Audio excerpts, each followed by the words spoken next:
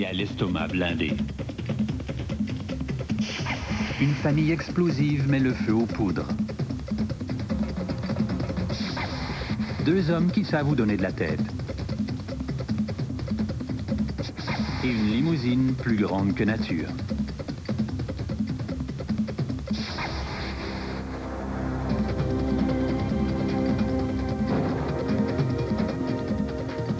Et maintenant, voici votre animateur, Jean-Michel Dufaux.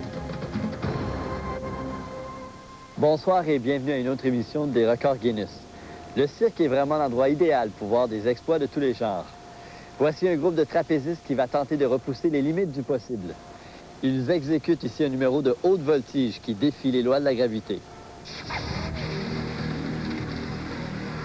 Quand on plane à 18 mètres au-dessus du sol, 2,5 mètres à franchir peuvent sembler comme 1 kilomètre. C'est la distance que doit respecter le commun des trapézistes s'il veut arriver en toute sécurité dans les bras du porteur. Mais ce groupe d'acrobates hors du commun va tenter une dangereuse envolée de plus de 12 mètres. Cette véritable masse de muscles s'appelle Serguiy Tour. Âgé de 36 ans, il est le chef de cette équipe de trapézistes. À 18 ans, il est devenu maître des sports. Et plus tard, il a décroché le titre de champion sportif de l'Union soviétique. La tentative de record sera mesurée grâce à une corde suspendue au niveau du trapèze. Des boules de styromousse sont placées à intervalles d'1,5 mètre et des traits noirs à intervalles de 30 cm. Aucun chiffre n'apparaît sur la corde, car les points de relâche et de saisie ne sont jamais les mêmes. Si la tentative est réussie, le record sera calculé en comptant les traits entre ces deux points. Les deux trapèzes sont placés à 20 mètres de distance et le lanceur, le receveur et le voltigeur devront faire preuve d'une précision absolue. S'ils établissent un record, l'envolée sera de plus de 12 mètres, soit 5 fois plus qu'une envolée moyenne, ce qui est aussi 5 fois plus dangereux. Habituellement, les voltigeurs atterrissent en toute sécurité dans les bras des porteurs. Mais dans le cas contraire, ils chutent de plus de 15 mètres, rebondissant parfois à l'extérieur du filet pour s'écraser au sol. C'est arrivé à Serguiy et ça l'a presque tué. Un contact partiel serait pire que tout, car cela pourrait projeter Serguiy à l'extérieur du filet. S'il est saisi par un seul bras, il pourrait se disloquer l'épaule, et le choc de deux têtes pourrait causer une fracture du crâne. La tentative de Serguiy est très dangereuse. Je n'ai qu'une fraction de seconde pour réagir. Je dois décider si je le saisis au vol, oui ou non. Alexandre retirera les bras au moindre risque d'une réception partielle.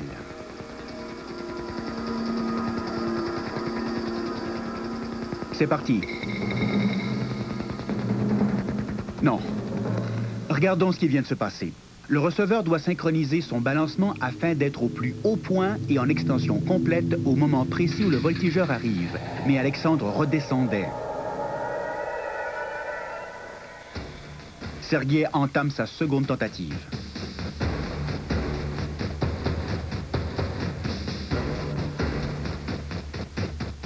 Bon départ, mais raté de peu.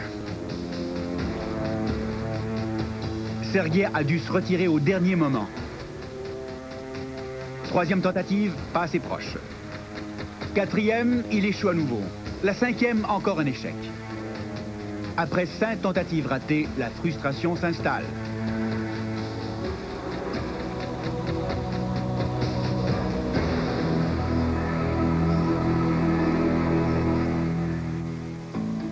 C'est la 6e tentative.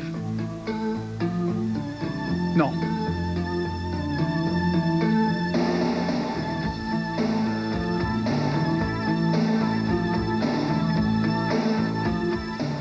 La 7e, encore ratée. Ils sont à bout de nerfs et d'énergie. Pourront-ils tenter un dernier essai? Nous en sommes à la 8e tentative. Ce pourrait être la dernière. C'est parti. Il est à la bonne hauteur. Il est à la bonne hauteur. Oui! Enfin, à la 8e tentative, il semble que ce soit un nouveau record Guinness. La voici encore une fois. Incroyable. Voyons une autre reprise. Celle-ci devrait nous révéler tous les détails du parcours.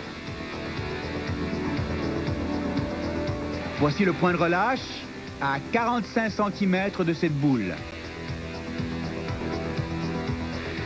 Et voici le point de saisie, 45 cm à l'extérieur de cette boule.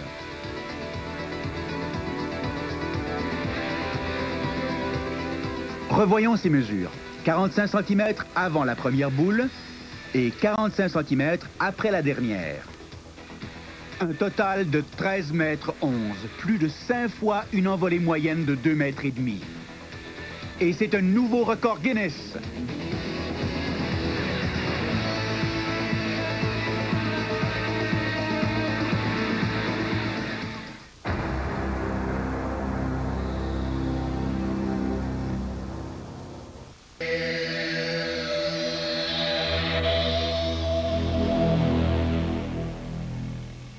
Notre prochain invité est un habitué des quincailleries, mais pas pour les raisons que vous croyez. Il nous propose ici un menu qui, c'est le cas de dire, sort de l'ordinaire. Monsieur Kim Sung-do mord dans un fil de fer d'une épaisseur de 8 mm.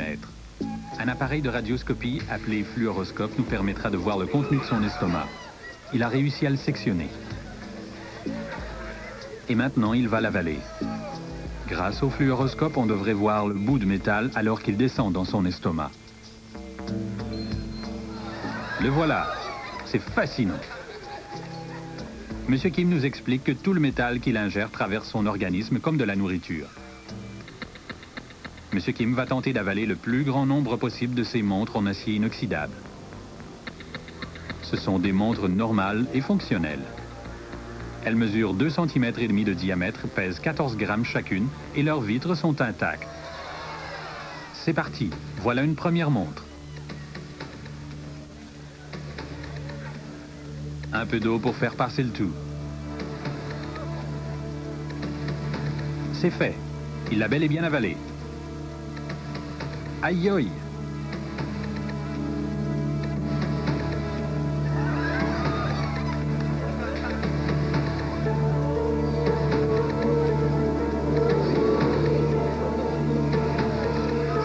Et la deuxième.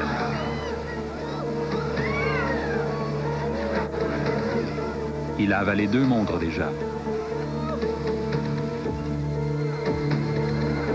Voici la troisième.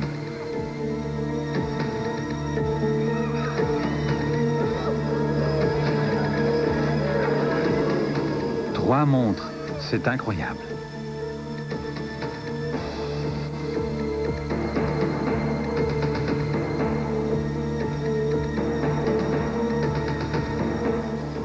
La quatrième.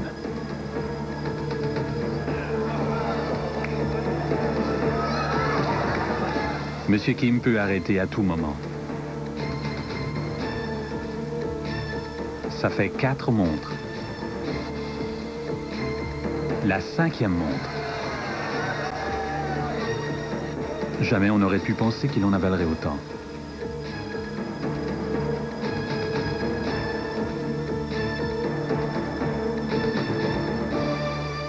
Incroyable! Monsieur Kim détient maintenant le record Guinness pour le plus grand nombre de montres avalées. Et tout comme le temps qui passe, souhaitons que ces montres en feront tout autant.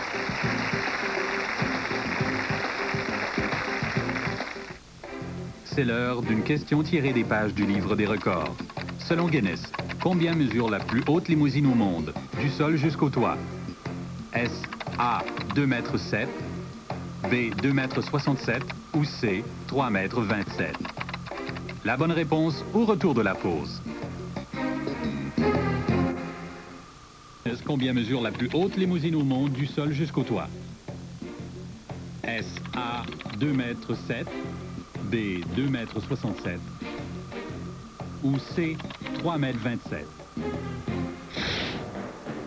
La réponse est C, 3,27 mètres. C'est le genre de limousine à bord de laquelle on rêve d'arriver au bal des finissants. 6,10 mètres de longueur et 2,74 mètres de hauteur en temps normal, bien qu'elle n'ait rien de normal. Et pour plus de visibilité, le devant s'élève de 60 cm grâce à un dispositif hydraulique. Elle a été construite par Gary Duval et son épouse Shirley.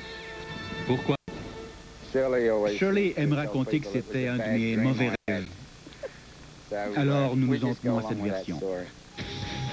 Gary fabrique des manèges pour les parcs d'amusement ambulants, mais il a construit la limousine géante pour son propre plaisir. Elle possède 4 essieux, 2 moteurs et 8 roues motrices.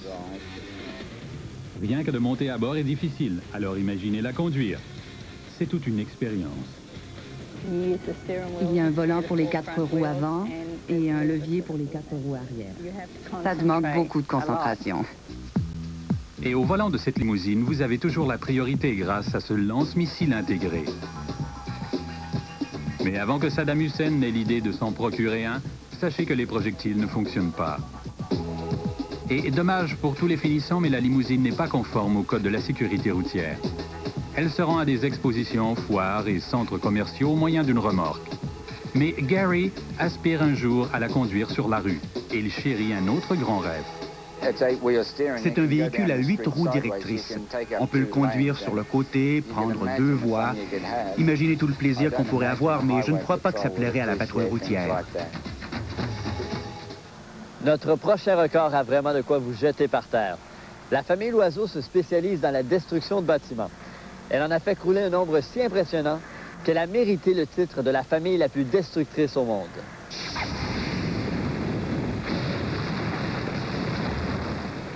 Quand un vieil édifice doit céder place à une nouvelle construction, rien n'est plus efficace qu'une demi-tonne de matière explosive.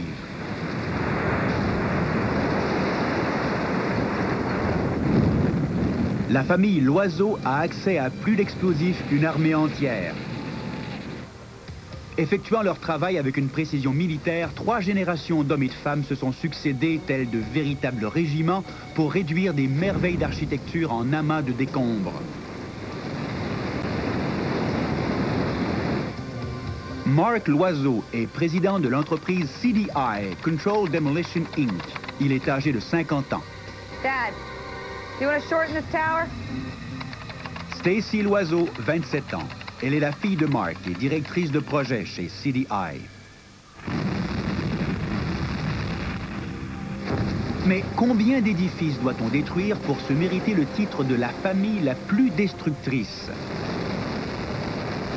Que diriez-vous de 7000 bâtiments? L'art de la détonation a été transmis de père en fils, puis de père en fille. Les Loiseau ont fait exploser en toute sécurité des constructions de nature variée, que ce soit de vieilles cheminées industrielles, des ponts ou des casinos valant des millions de dollars. La clé de notre réussite, c'est notre professionnalisme infaillible et notre souci du détail. On ne voudrait pas faire une erreur qui mettrait en danger un de nos proches. On prend son travail bien plus au sérieux quand on travaille avec sa famille. Stacy Loiseau représente la 3e génération de cet empire de la démolition. Elle a réalisé sa première implosion à l'âge de 3 ans. Maintenant adulte, la directrice de projet de CDI poursuit son œuvre destructrice aux 4 coins de la planète.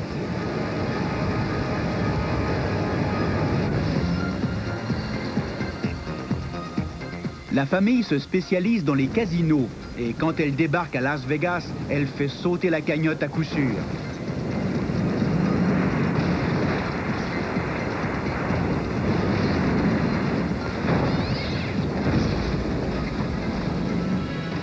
Les Loiseau ont vidé des décombres à la suite de tremblements de terre survenus au Japon, au Mexique et aux États-Unis. Et ils ont souvent été confrontés à des tragédies humaines. Mais rien n'aurait pu les préparer à la dévastation dont ils ont été témoins à la suite d'un terrible acte de terrorisme, l'attentat à la bombe de l'édifice Alfred P. Murrah à Oklahoma City, qui a causé le décès de 168 personnes. Aux yeux des survivants, les ruines de l'édifice perpétuaient le souvenir de la tragédie infernale. On a demandé aux Loiseau de l'anéantir. Ce n'était pas un travail facile. C'était dur de regarder les familles, les enfants, les époux. C'était intéressant et ironique à la fois de voir que cette explosion les aiderait à s'en remettre.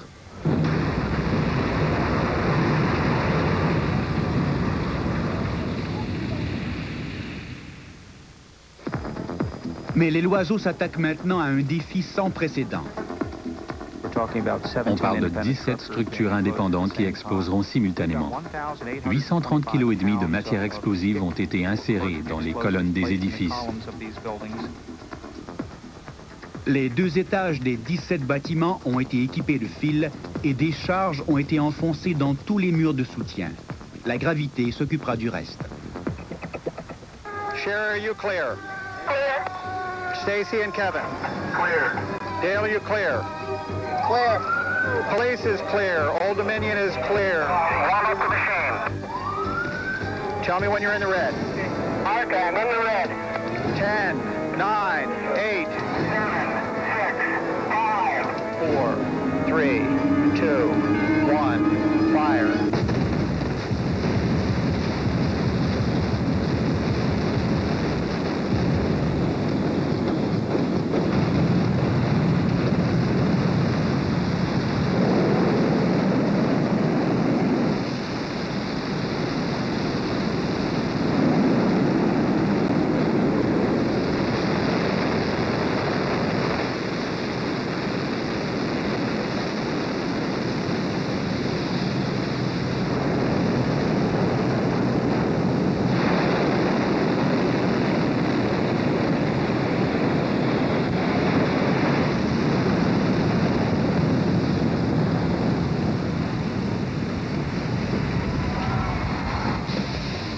Les 17 bâtiments ont été anéantis en quelques secondes.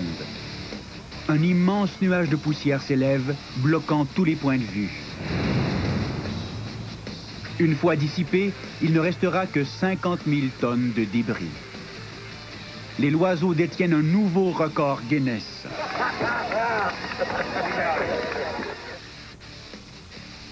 C'est une journée de travail typique pour la famille la plus destructrice du monde.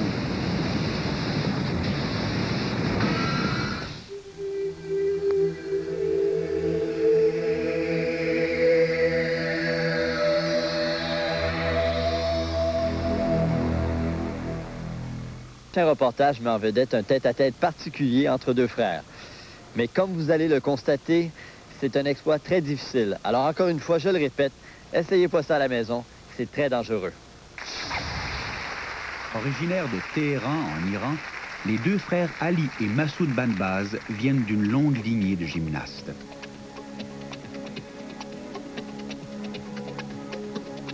Quelle force sur un seul bras! La tête d'Ali est parfaitement stable et le bras de Massoud démontre une force incroyable.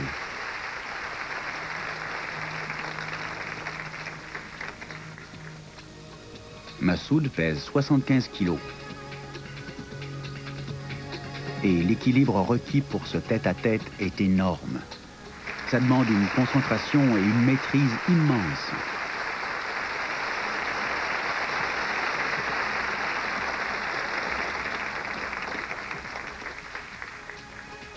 Aucun autre duo d'acrobates ne réussit à faire ce numéro d'équilibre. C'est remarquable. Ils doivent tous 2 faire preuve d'une grande concentration et d'une énorme force. Maintenant, Massoud replie ses jambes. Son équilibre semble précaire. Le moindre faux mouvement pourrait faire tomber.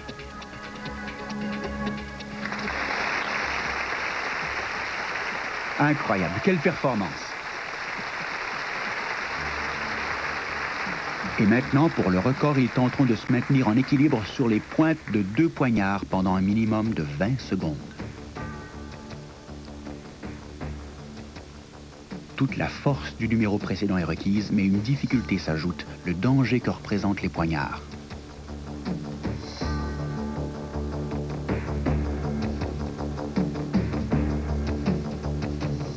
Le chronomètre est parti.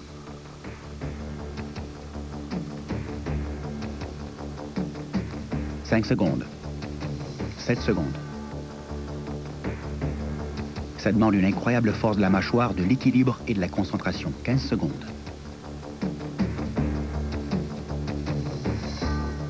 20 secondes. On dirait que Massoud vacille un peu. 25 secondes. Ça y est. Félicitations au frère Banbaz pour un nouveau record de 29 secondes. C'est ainsi que se termine une autre émission des Records Guinness. Ici Jean-Michel Dufault, j'espère que cela vous a plu. Je vous invite à être des nôtres la semaine prochaine pour d'autres fascinants records.